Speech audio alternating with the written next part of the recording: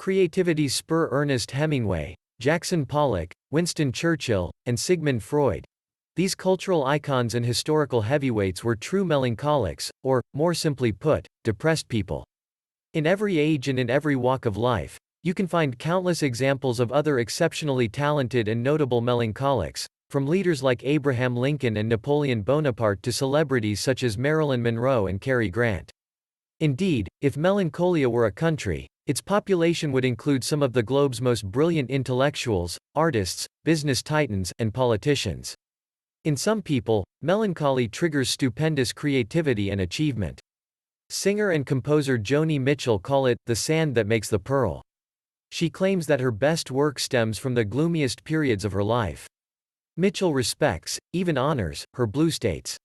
She says, "Chase away the demons and they will take the angels with them," meaning that accepting the dark parts of herself is essential to recognizing and understanding the good. Former Beatles member and music icon John Lennon also penned many of his most memorable lyrics during times of great loss and sadness, such as when he divorced his wife and when his band dissolved. Many writers and artists created their greatest works during melancholy spells. Virginia Woolf claimed that her dark moods inspired most of her writing, including Mrs. Dalloway and To the Lighthouse. She said that such states exposed her to an assault of truth. Georgia O'Keeffe painted hills near Abiquiu and Ram's Head, White Hollyhock Hills after her melancholic breakdown. The paintings are among her most stark and powerful. They are proof of psychologist James Hillman's observation: depression opens the door to the beauty of some kind. The interdependence of opposites. Why do so many dreary and depressed artists generate works of great beauty and light? The answer lies in the intimate link between polarities. Psychologist Carl Jung researched this principle after reading the Taoist treatise, The Secret of the Golden Flower.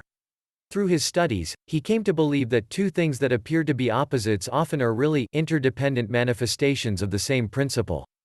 That principle, for Jung, was the unconscious. He saw it as the source of all intrinsically connected oppositions, including darkness and light, sadness and joy, and female and male. The brilliant and melancholic Jung learned from his research that melancholy leads to understanding. He believed that it acts as a vital catalyst and springboard for insight and self-awareness. Without melancholy, there is no shaping of identity. Jung concluded that melancholia is essential to mental health. Terrible beauty. John Keats wrote about the relationship between melancholy, beauty, and death in his famous poem, Ode to Melancholy. The poet struggled with tuberculosis, an illness that claimed his mother and brother before him. Yet, he believed that pain is the muse of beauty. In his poem, he suggests that you should not try to escape suffering through pills or suicide, but let it guide you to the realization that life's fleeting nature makes it beautiful. Melancholia enables people to perceive true beauty and to differentiate it from what is merely pretty. Whereas beautiful things have a starkness and wildness about them, pretty things tend to look artificial and alike. Novelist Walker Percy claimed that most people go through life witnessing not the actual world but their preconceptions of it. Many inflexibly happy Americans show this disconnect in their attitudes toward beauty, as well as suffering and death. People's aversion to sadness and pain stems from their fear of dying. Connecting to your melancholy nature involves recognizing that everything and everyone is temporary. You must not try to escape your anxiety about death, but rather confront it and explore it. During the Middle Ages, people decorated their houses with memento mori, for example, skulls and skeleton drawings, as a reminder of inevitable death. Funeral art from the Renaissance depicted grim reapers and bones. By dwelling on thoughts of finitude, you come to appreciate life's beauty and possibility. You become energized to live fully and creatively. A hunger for happiness. Melancholy sparks grand thought, sublime inspiration, and vital creativity. It prompts people to turn away from superficiality and to look deeper into the meaning of things. A melancholy mood keeps the mind questioning, and alive, leading to introspection and invention.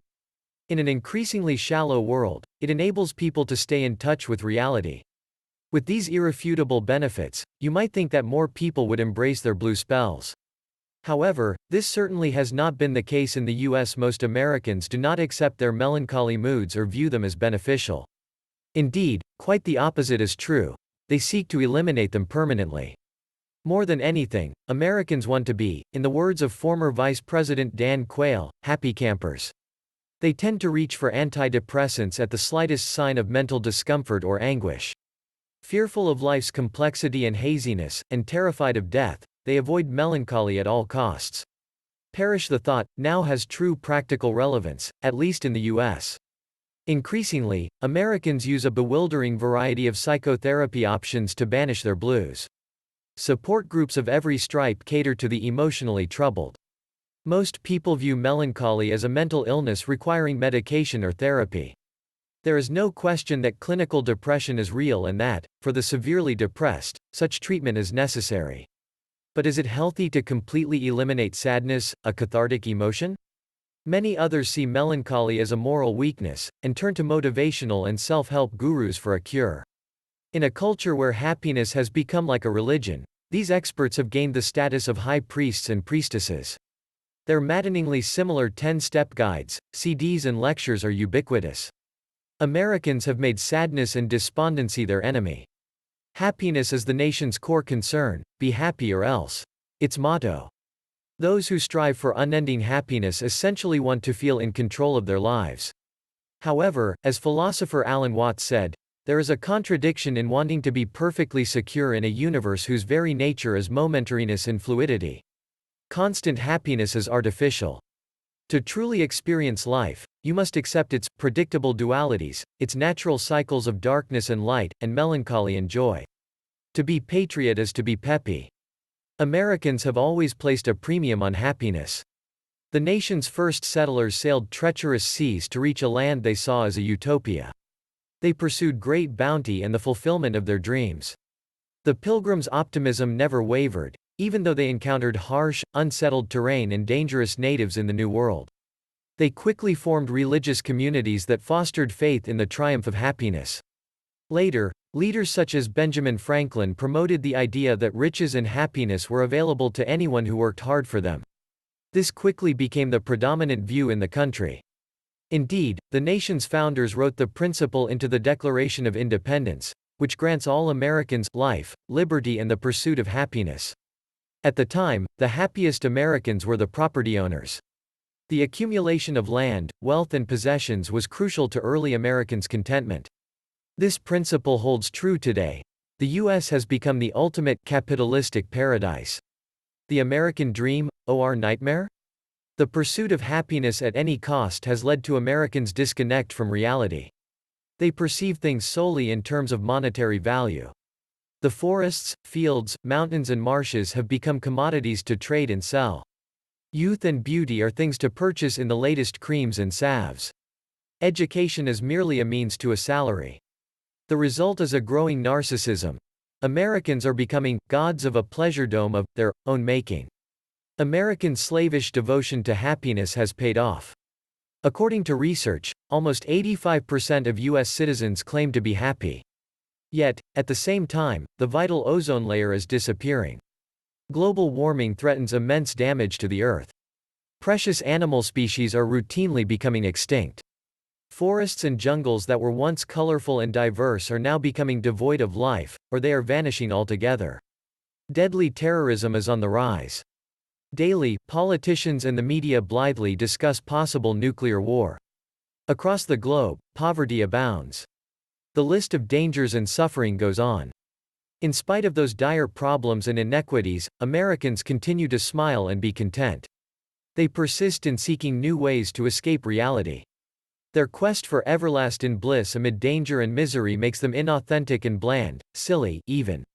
To live honestly and responsibly, they must recognize their deeper, more unsettling feelings about the world around them. Then, they can reap the benefits of those emotions. Doubt breeds knowledge. Brooding breeds enlightenment. Fear breeds strength. Worry breeds action. Melancholy breeds creativity. The man of sorrows. Many of Americans' beliefs about happiness are linked to religion, in particular, Christianity. Therefore, a relevant question is, was Jesus happy? Most U.S. Christians envision him as an otherworldly figure untouched by the troublous globe. Popular religious leaders such as Billy Graham describe Jesus as a divine therapist who can quickly eliminate depression and other troublesome emotions. Graham even encourages people to pray to Jesus to remove their sadness, which, he maintains, is a result of sin. However, the four Gospels tell a different story about Jesus. Throughout his life, he was a man of sorrows. European paintings of Jesus, such as Matthias Grunewald's The Crucifixion and Salvador Dali's Christ of St. John of the Cross, depict him in this light. Like today's melancholics, Jesus felt deep fear and doubt. Just before his death, he cried, "Father, why hast thou forsaken me?" His melancholic suffering on the cross led to his subsequent illumination. Carl Jung believed that Jesus's life is the perfect parable for how the psyche shifts from melancholy to self-awareness and knowledge. During Jesus's crucifixion, confusion and anguish overcame him. His suffering was necessary to his transformation. After 3 days in the tomb, he arose, a new Aang.